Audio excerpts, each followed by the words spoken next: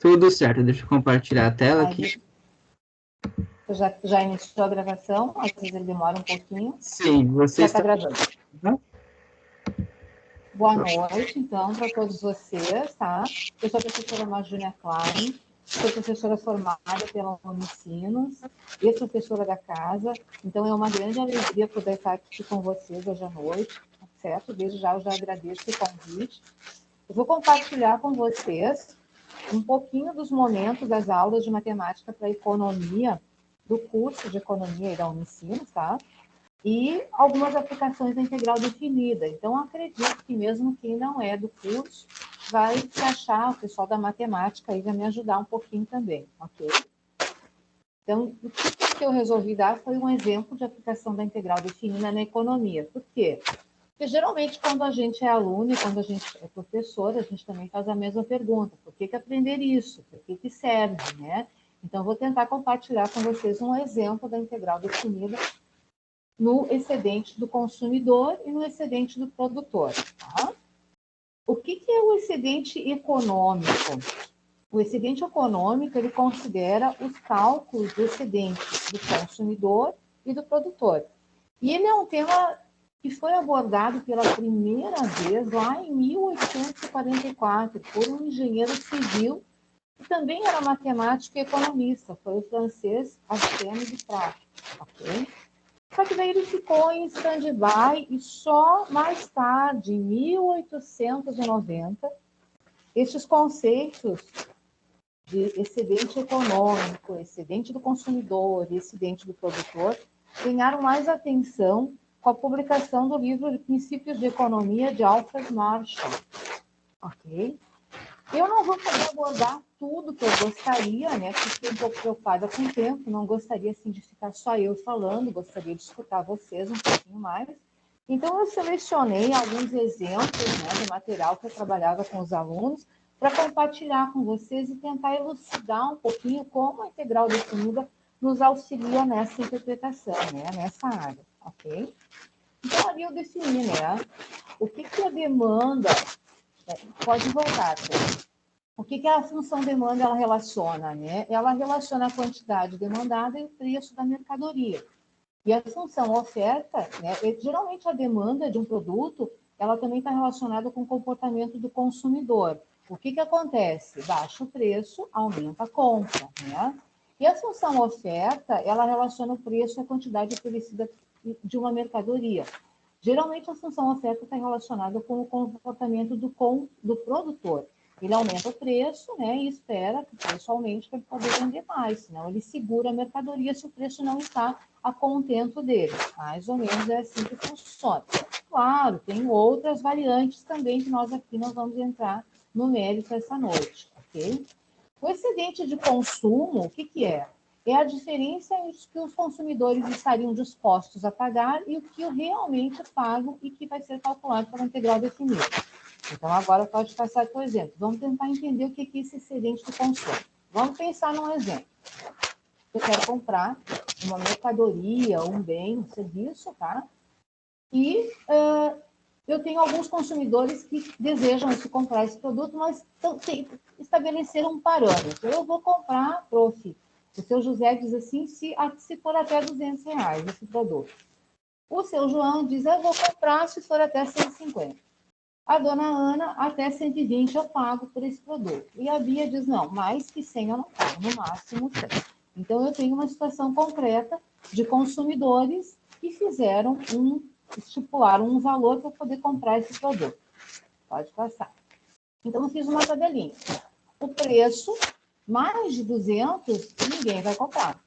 Ok? Nenhum consumidor vai comprar. Mais do que 150 até 200... Ó, quem é matemático, ali gera um intervalo aberto, né? No 150 o intervalo é aberto, porque se a partir de 150, então 150 não entra. Então, quem é que toparia comprar esse produto? Ah, o José, porque ele pagaria até R$200. Entre 120 e 150, quem é que compraria? O José e o João poderiam comprar, seriam os nossos propícios compradores. Mais que 100 e menos que 120... eu teria a Ana incluído nesse grupo. Então, o José, o João e a Ana poderiam comprar. Eu teria 3 compradores para esse produto. E se o produto fosse mais que 50 até 100, eu teria 4 compradores. O José, o João, a Ana e a Bia. Ok? A princípio, seria essa a minha situação problema. Bom, o que os matemáticos fazem? Eles montam uma função que eu posso definir como uma função por partes, né? Ali eu não consegui botar os intervalos abertos, eu deixei os pontinhos, mas na realidade o 150 estaria aberto pro José e fechado pro João, ok? Então vamos supor, situação 1.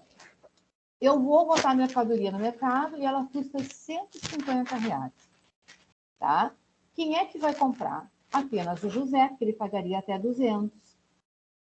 E ele vai economizar quanto? Ele vai economizar R$50. Ó, o José estaria disposto a pagar 200 e está comprando por 150. Economizou R$50. Se vocês olharem aqui, ó, estão vendo aqui a minha seta? Conseguem ver aí a seta do mouse?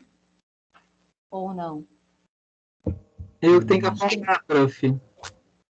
Não precisa apagar, então. Mas a área está delimitada na vertical, 200 menos 150, dá 50. E na horizontal é um comprador. Então, a área indica o valor que o José vai economizar. Se o preço da mercadoria for R$135 no mercado, quem é que vai comprar a mercadoria por aquele problema anterior? O José, porque ele pagaria até 200, e o João, porque pagaria até 150. Aí o que vai acontecer? O José vai economizar 200 menos 135, ele vai economizar R$65, e o João vai economizar 150 menos 135, estão vendo ali o parênteses ali, com a conta? R$15.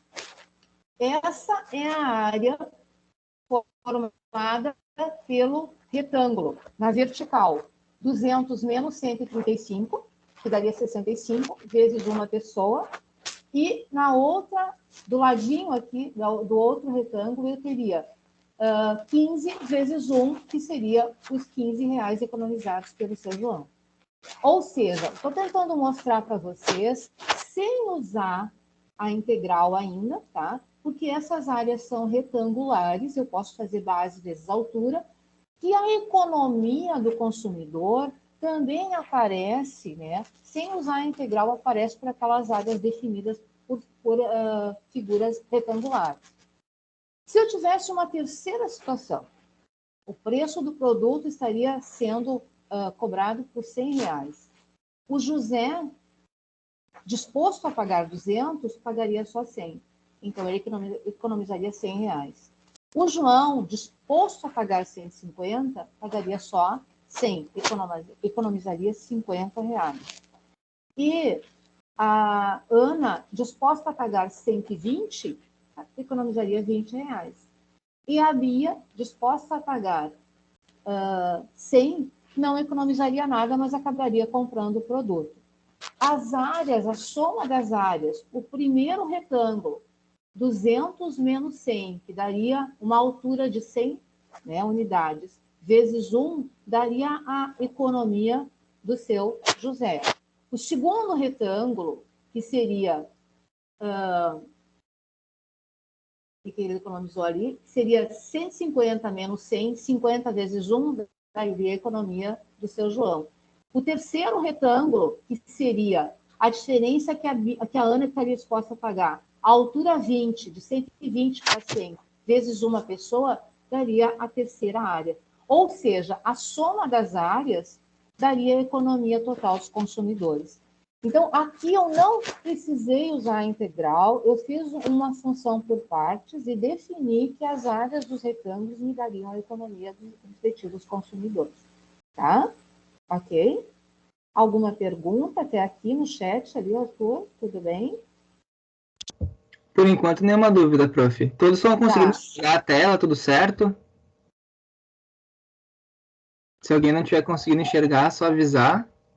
Full house, tá tudo ok. Beleza. Tá. Pode seguir, então.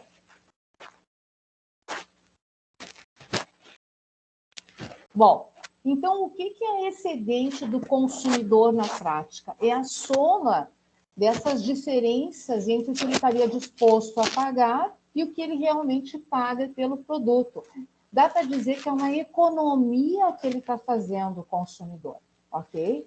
Na realidade, é isso que ele está fazendo. Ele quer comprar, estipula um valor que vai gastar. Se ele consegue por um preço menor, obviamente que ele realiza uma economia e que ele fica mais satisfeito, ok?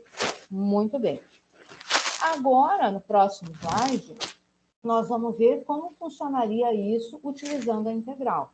Então, assim, o matemático, você sabe, né? Ele vai fazendo experiências, ele vai testando e depois nascem as fórmulas, né? Então, ele vai fazendo testes passo por passo.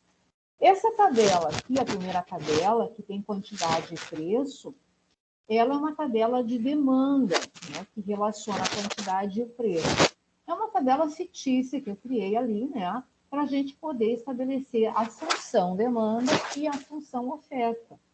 A tabela a segunda tabela é a função da oferta. Então, eu tenho ali, na demanda, primeira tabela, 25 unidades a R$ 75,00. 30 unidades a R$ 70,00. 35 unidades a R$ 75,00. O que está acontecendo? Isso aí, obrigada, Arthur. O que está acontecendo? Estão aumentando a quantidade, estão aumentando as quantidades, estão diminuindo os preços. A última eu botei errado, tá? Era 65, eu digitei 75, agora que eu vi. Essa é a tabela da demanda. É o comportamento do consumidor. Diminui o preço, compra mais. A segunda tabela é a tabela da oferta. Aumenta a quantidade e aumenta o preço, ok? Nós precisamos conseguir uma função que defina a demanda e uma função que defina a oferta. Próximo slide, Arthur.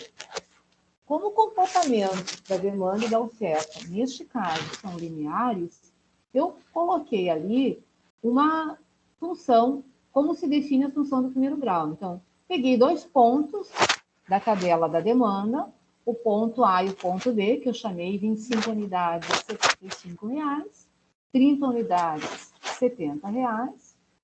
Fiz o coeficiente anular, para achar a taxa de variação, né, do Y em relação ao X, né, e olha o que eu encontrei. Para cada 5 unidades que eu aumento na quantidade, eu diminuo R$ 5,00 no preço. Por isso que a razão entre o preço e a quantidade e o preço é de 1 para 1, mas é uma grandeza inversamente proporcional. Por quê, professora? Porque aumenta a quantidade e diminui o preço. Por isso que a função demanda vai ter esse coeficiente angular negativo, porque as grandezas são inversamente proporcionais. Para achar o coeficiente angular, vocês pegam um ponto, ou ponto A ou ponto B, eu peguei o ponto A, e daí eu achei a equação da demanda. Achei o valor do coeficiente linear 100, substituindo o x e o y, e achei a equação da demanda, menos x mais 100. Ok? Alguma pergunta até aí, tudo bem? Vou continuando, vocês não podem me interromper. A função oferta, então eu peguei 2 pontos da segunda tabela, 25,90, fiz o e 30 e 100, fiz o coeficiente angular, né? Y de B menos Y de A, X de B sobre X, menos X de A, dividir, deu 2. O que significa isso?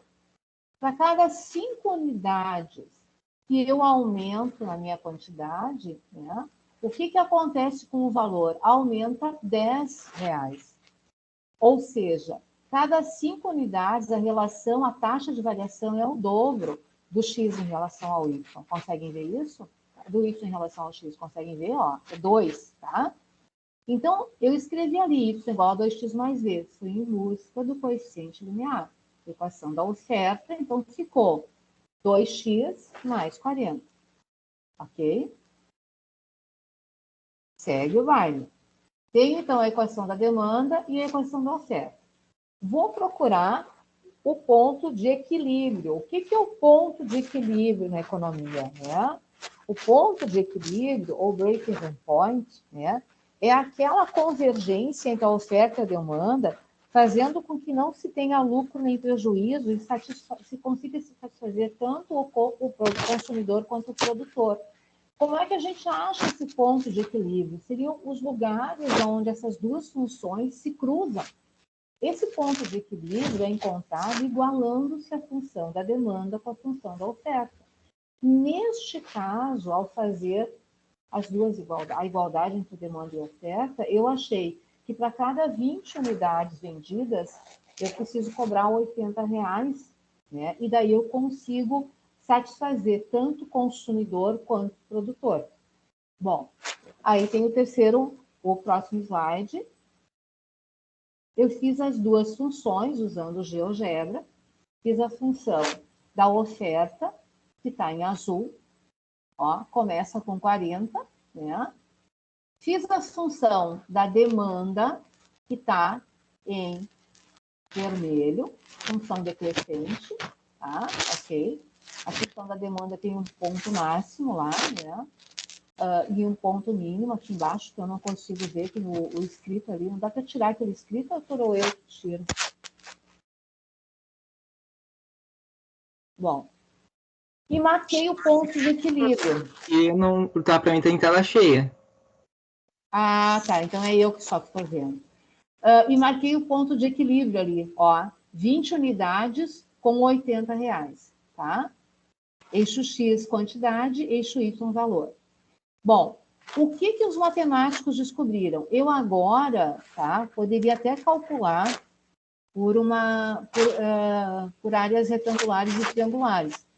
Mas se eu calcular a integral de 0 até x, eu botei um tracinho ali que eu defini como como quantidade de equilíbrio e P com um tracinho como preço de equilíbrio, tá? Eu vou ter essa área até o ponto de equilíbrio. Menos a área retangular, vai sobrar a área daquele triângulo ali de cima. Vocês que são matemáticos, ou aí, se alguém não entendeu, eu estou subtraindo. Eu calculei a área da integral, a integral vai me dar aquela área, né? E diminuir essa área ali embaixo. Conseguem ver? A área retangular, que seria P vezes X, a área do retângulo. Ok? Aí vai sobrar o excedente do consumidor. Ou seja, a integral entra em ação para calcular esse excedente do consumidor. Eu não falei, mas a integral também, como eu tenho a função da oferta e da demanda no mesmo gráfico, ela calcula também o excedente do produtor, que seria aquilo que fica acima ali, ó. Então, eu pego a área do retângulo e diminuo a área da integral que está abaixo da curva azul, da curva da oferta. Aí sobe aquele triângulo ali, ok? Ó. Beleza, né? Ou seja, integral entrando em ação para calcular as áreas, né, que representam matematicamente o que o consumidor, né, o excedente do consumidor e o excedente do produtor. Vimos o baile. Aí, matematicamente, né, fiz a conta ali, né, e apareceu de 0 a 20, 20 é a quantidade de equilíbrio, aí seria o quê? A função demanda menos o ponto de equilíbrio, a quantidade vezes o preço. Integra, ou seja, o excedente do consumidor, se eu vender 20 unidades a R$80, é de R$200. Ou seja, os meus consumidores conseguem, eu não vou chamar de lucro, né? Mas eles conseguem economizar este valor nessa função, neste produto, vendendo essa quantidade de 20 unidades a R$80. E o produtor? O produtor, provavelmente, porque ele tem um custo baixo, ele consegue um lucro de R$1.160. Ou seja, satisfaz tanto o produtor quanto o consumidor. Ok? Segue o baile, Arthur. Qual a importância dos excedentes a gente pode estar fazendo até esse momento, né? Por que os excedentes do consumidor ou do produtor são tão importantes? Bom, todo mundo que vai procurar comprar um produto, salvo alguém pense o contrário, pode me dizer. e esperava gastar R$ 500 e gasta 450, ou 350, ou R$ 200, talvez a diferença não seja tão grande, vai ficar satisfeito, né? Porque está economizando. E o que posso fazer com essa economia que eu estou fazendo? Bom, eu posso guardar como uma reserva técnica, posso aplicar em outro investimento, posso até comprar mais um outro produto. Então, o excedente, se o consumidor que pensava em gastar tanto vai gastar um pouco menos, ele tem essa sensação de satisfação, de poder economizar um pouco mais. E o produtor? Bom, se o produtor vende acima do que ele estava esperando, né, ele consegue maior lucro com a venda do seu produto, ele também pode investir mais, ele pode daqui a pouco pensar no que vai fazer com essa sobra que teve, tá? Ou seja, os excedentes, então, são importantes para essa saúde econômica do sistema financeiro, né? Por isso que se chama excedente da economia, né? Alguns estudiosos dizem que os excedentes, o estudo desses excedentes, ele qualifica como é que está, então, a saúde da economia desse país e alguns arriscam a dizer que ele pode dar perspectivas para melhorar essa economia, né? Se ela não está bem, ok? Muito bem. Aí tem mais alguns exemplos de funções que não são funções lineares, né? Então, ali no exemplo agora, eu dou uma função demanda por uma determinada marca de bicicleta, né? E ali está menos 0,001x² mais 250. P é o preço unitário em dólares, X é a quantidade, tá?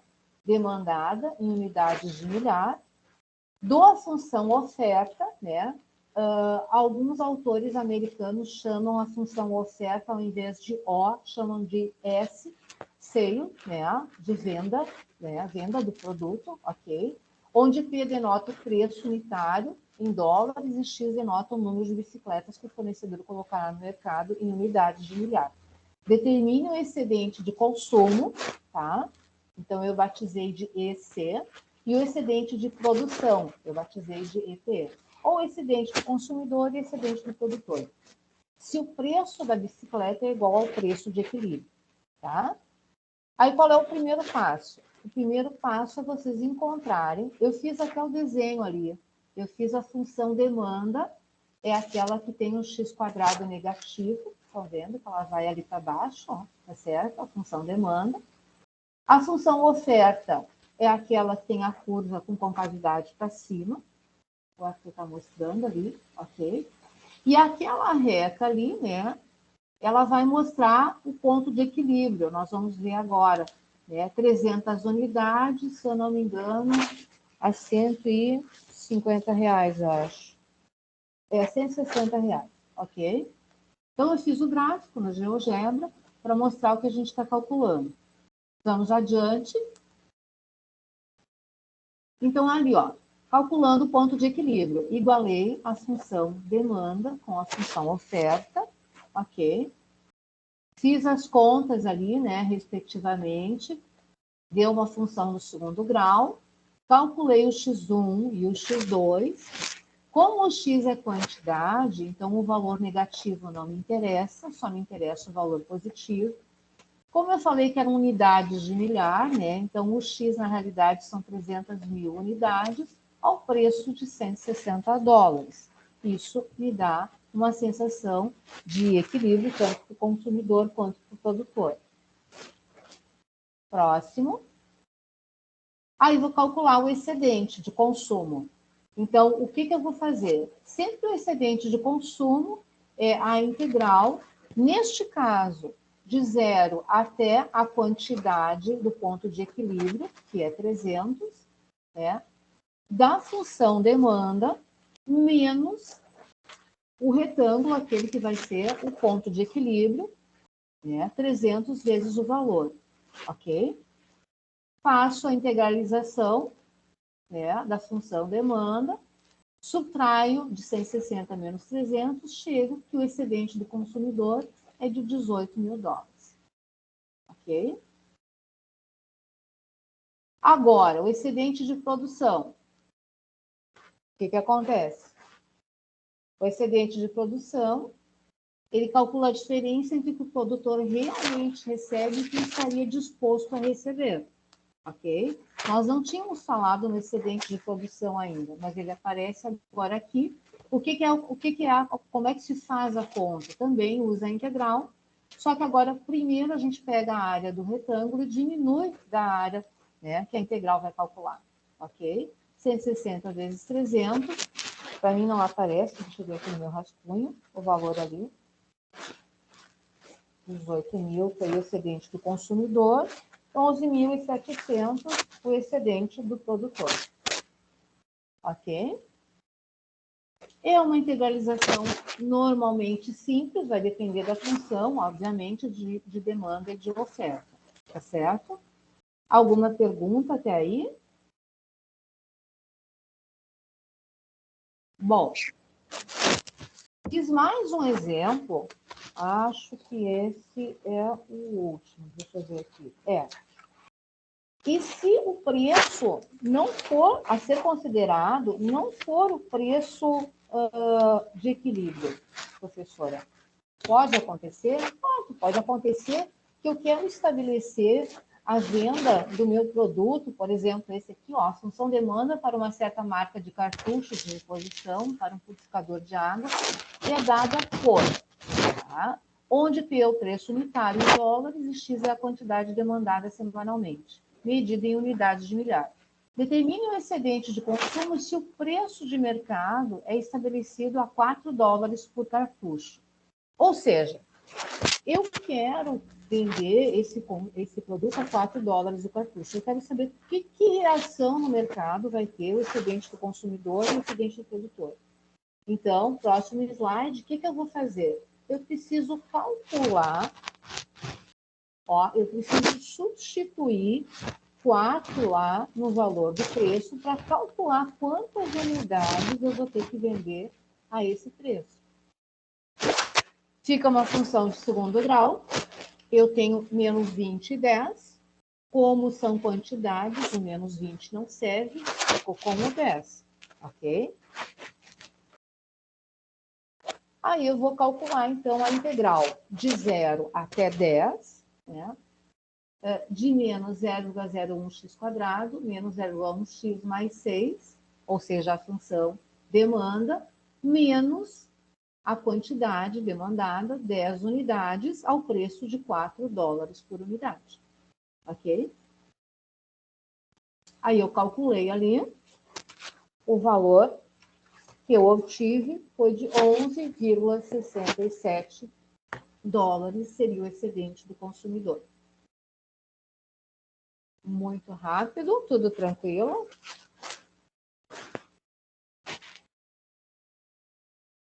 Eu estou pulando as contas porque estou subentendendo que vocês estão acompanhando, tá? Pessoal, por enquanto nenhuma dúvida para o Prof. Júnior, tudo certo? Tudo bem. Último exemplo. A quantidade demandada X em centenas das câmeras miniatura Mikado por semana está relacionada ao preço unitário e a quantidade em centenas que o fornecedor está disposto a colocar no mercado está relacionada ao preço unitário. Aí também tem duas funções. As duas são funções quadráticas. Se o preço de mercado é igual ao preço de equilíbrio, determine o excedente de consumo e o excedente de produção. Então, agora ele volta a considerar o preço o break-even point, né? A quantidade de equilíbrio e o preço de equilíbrio como parâmetros para fazer o cálculo do excedente de consumo e do excedente de produção, tá? Ok? Então, agora eu preciso calcular o ponto de equilíbrio igualando a demanda com a oferta que ele me deu, as duas funções. Dá uma função de novo, do segundo grau, um valor 10 e um valor negativo, ou seja, para 10 unidades vendidas a 60 dólares, né, eu vou ter o ponto de equilíbrio deste produto. De novo, vou calcular, próximo slide, o excedente de consumo, considerando agora 10 unidades ao preço de 60 dólares, Integralizo a função demanda, então consumo subentende a demanda, integral da demanda, menos a área do retângulo, que seria aquele retângulo formado pelas 10 unidades a 60 dólares. Tá?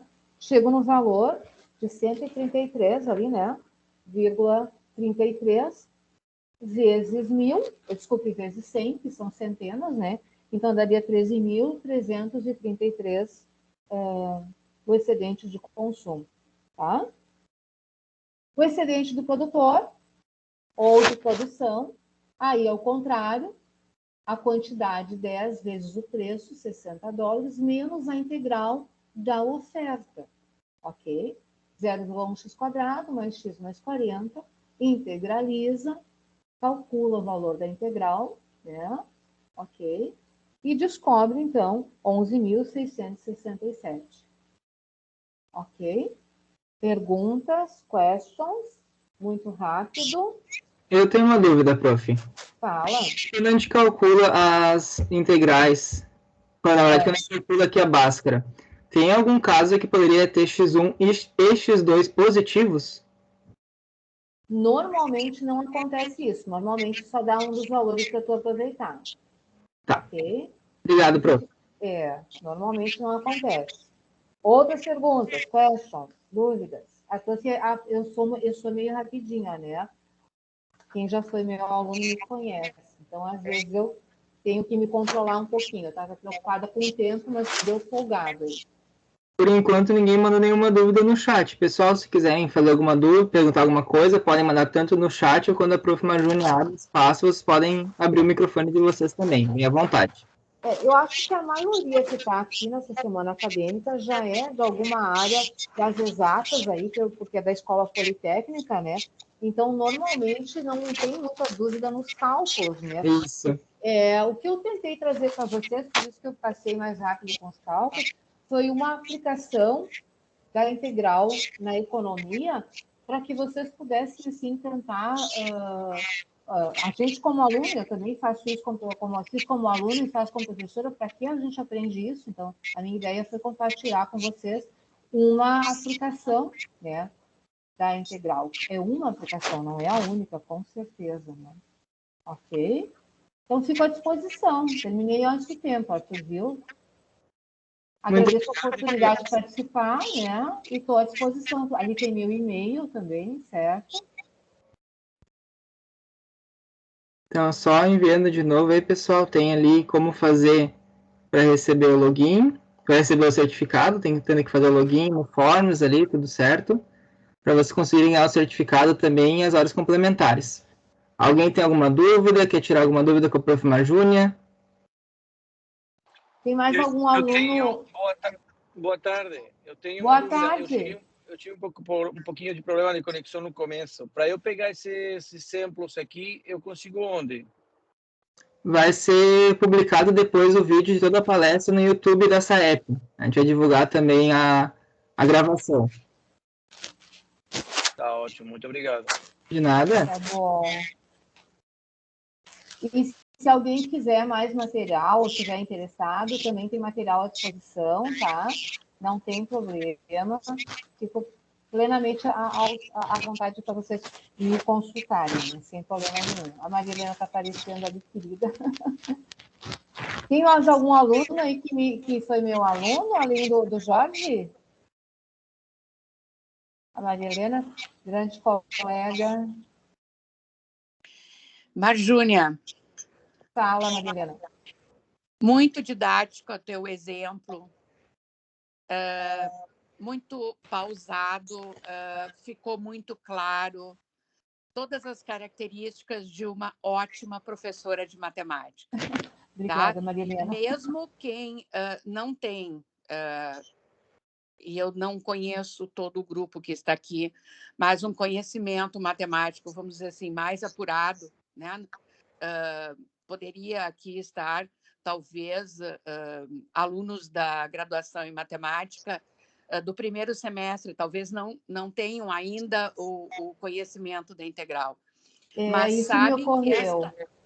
sabem que esta é uma ferramenta E mesmo desconhecendo o potencial que tem a integral, eu tenho absoluta certeza que está mostrando o caminho, tá? Então, foi muito didático, Majúnia, parabéns. Como sempre, parabéns. Obrigada, Maria Helena. É difícil, assim, eu perguntei para o Arthur no início, né? Se Arthur, quem é que vem, tu já sabes na palestra, né? Porque é quando a gente tem um público assim que se inscreve, né? Tem essa liberdade de se inscrever até o último instante, que também é bom para o público, né? A gente fica na dúvida se a gente vai atingir a contento todo mundo, né? Por isso que a gente abre espaço para perguntas, para dúvidas, né? Às vezes as pessoas, nesse momento híbrido, ficam um pouco encabuladas de dizer a sua dúvida, né? Mas fiquem bem à vontade se quiserem me chamar no privado. Realmente, eu não expliquei o passo a passo da integral, né? Supondo que as pessoas conheciam, né? Mas depois, né? Quem realmente tiver um semestre mais no início do curso, talvez não tenha trabalhado ainda, né? E deixar bem claro que essa é uma das ferramentas ou do poder que a integral tem na vida do matemático e da matemática como um todo. Isso aí. O pessoal no chat está agradecendo, dizendo que foi muito interessante a palestra, o conteúdo também, e também achou muito interessante a possibilidade dessa aplicação. Agradeceu também a forma da explicação, ficou muito clara. Tá bom, muito obrigada. Obrigado a participação de todos, obrigado, prof. Majúnia. Não sei se mais alguém tem alguma dúvida. Qualquer coisa, podem procurar a SAEP também. Entre em contato com a gente. Muito obrigado mais uma vez, prof, pela parceria, por estar aqui trazendo esse conhecimento para nós. Tá bom, eu agradeço. Eu estou lendo o chat ali agora. Ah, conseguiu? Consegui abrir aqui agora. Sim. Oi, professora. Oi, quem está falando? É o Thiago. Oi, Thiago. Só fiquei um pouco com dúvida ali na interpretação ali daqueles valores de excedente consumidor. Por exemplo, lá naquele da bicicleta, lá, sabe aquele exemplo? Sim. Os excedentes deram valores bem altos, né? Sim, isso depende deu sempre da função. Por exemplo, na função da bicicleta, voltando lá, acho que é a segunda. Acho que é a que tem o gráfico, né, Arthur? Eu consigo compartilhar agora aqui de volta. Consegue? Aham, tá aqui na tela já o exemplo. O da bicicleta que tem o gráfico. Tá aqui. Ó, se tu observar, todos esses valores mais altos ou mais baixos, Thiago, né? Isso. Vão depender da função que tu tem na frente, tá certo? Neste caso, a função demanda, volta ali o slide anterior, Arthur. Olha lá, ó. Menos 0,001, 1 milésimo de x ao quadrado mais 250. Então, ela começa no y, agora o outro, ó, ela começa no y lá, no 250, e ela desce até 500 unidades, tá vendo? Sim. É que alguns produtos não trabalham com todas as situações de contexto, Thiago, elas trabalham com quantidades muito grandes a nível de comércio, tá certo? Então, para nós, esses valores, quando não são contextualizados, a gente trabalha. Por exemplo, o primeiro exemplo, pensa no exemplo que eu dei ali do José, do João, da Ana e da Bia. Era uma função por partes, com intervalo numérico, e a gente calculava 1 a 1, tá certo? Daí eu parti para a função oferta e demanda. Isso. Ó. Aí eu parti para a função oferta e demanda com valores baixos também. Aí a gente conseguiu calcular o excedente com valores baixos. Aí eu já fui para exemplos que são mais contextualizados, de indústria, de comércio, tá certo? Ok? Então, o das bicicletas é isso. Por isso que acontece que os valores aumentam também. $160, né? 300 mil unidades e o excedente, então, de consumo, $18 mil. Tá certo? Sim, entendi. É que um exemplo ali deu um valor bem baixinho, né? O exemplo seguinte ali. Qual o excedente de consumidor. Do cartucho? Isso aí deu bem baixinho. É que o cartucho eu não usei o ponto de equilíbrio, né? Eu usei a $4. Eu trouxe esse exemplo, Thiago, para dizer para vocês, para tentar passar para vocês, que eu não preciso usar um ponto de equilíbrio também, eu posso estabelecer um valor que eu quero colocar o meu produto e ver se vai ter excedente de consumo ou excedente de produção, tá me entendendo? Por isso que eu trouxe esse exemplo, né? Ok? Se tivesse utilizado o ponto de equilíbrio, então ali provavelmente daria um valor maior, então. Provavelmente daria um valor maior. Eu podia ter feito o gráfico dessa aí também. Talvez eu pudesse ter feito gráficos, a gente ia ver o que está acontecendo. A área, provavelmente, é bem menor em relação... Tá? O ponto de equilíbrio estaria mais embaixo, né, graficamente, e a área, então, que sobrou foi bem menor, entendeu? Sim, sim. Então, isso sempre vai depender dos valores que tu vai usar. Tá. Entendi, professor. Obrigado. Qual é o teu curso, Thiago? É matemática, licenciatura. Ai, que legal. Parabéns, hein? Parabéns.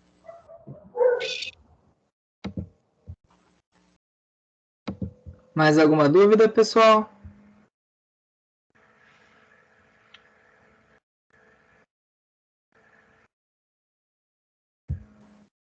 Se ninguém mais tem nenhuma dúvida, então a gente encerra a palestra por aqui. Agradecendo mais uma vez a parceria da Prof. Júnia por estar aqui conosco, dando uma palestra tão interessante também, e já pensando agora, a gente da matemática aí já tem mais uma possibilidade de mostrar contextualização para os alunos, né? Isso aí, isso aí. Muito legal. Eu agradeço, tá, imensamente a oportunidade de poder rever alguns de vocês, tá? Desejo uma boa semana, bastante produtiva para vocês. Tenho certeza que vai ser ótima semana. Foi muito bem planejada, com muito carinho e com muita atenção, tá? Agradeço de coração a oportunidade. Um forte e carinhoso abraço para todos. Obrigado, prof. Até mais, pessoal. Obrigado pela participação de Obrigado, todos. professora. Obrigado. Tá bom. Tchau. Obrigado. Tchau, professora. Tchau.